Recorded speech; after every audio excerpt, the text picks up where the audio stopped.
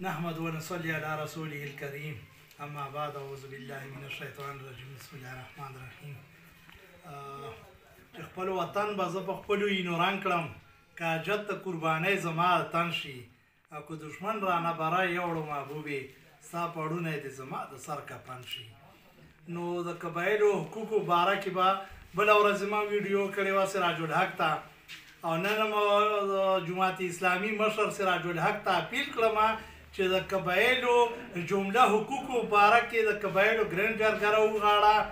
آل پارټیز کانفرنس راوغواړه چې کله پاټه په صوبه کې ځم شوه 25 آییني ترمیم کې نو پارلیمنت دا وعده کړې وه چې پیپل مسلم لیگ پی ټي آی جماعت اسلامي ان پی ټولو پارټیو یې حمایت کړی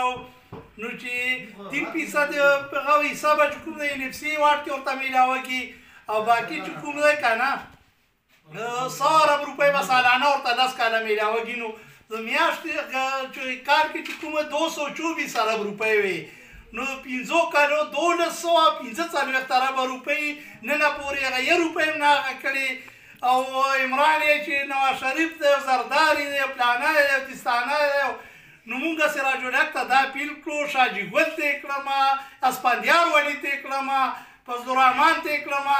محمود خان اچکزی چې څومره د پښتنو مشران دي چې زموږ حق یې خوړلی چې هر چا خوړلی چې کم از کم کاره وشي او ټولو قبایلو ته هم دا اپیل کړم او خاص ورته کړم چې دا ویډیو شیر کړئ لږ ځان پوه کړئ تاسو څومره غټ حق خوړلی شوی دی او تاسو وطي په خوا کې ټولو دی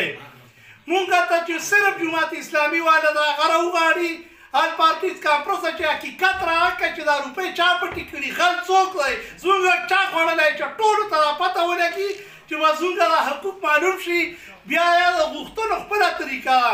چې څوک دا ویډیو ما اورئ که نه ټولو ته مخواست دی ټولو قبایلو ته مخواست دی چې دا ویډیو ټوله شیر کړئ په هر چا باندې دا فرض دی چې دا ویډیو شیر کړئ. اخیري په دغه شعر باندې به خبره خلاصه کړم چې خپل رباب ټنګوم خپل کچکول وګرځوم باباګان را لړزوم شاه زلمي به اداروم دا ماڼۍ اوس را غورځېږي دا ماڼۍ اوس زه پرېږدم دې جونګړې له ورځم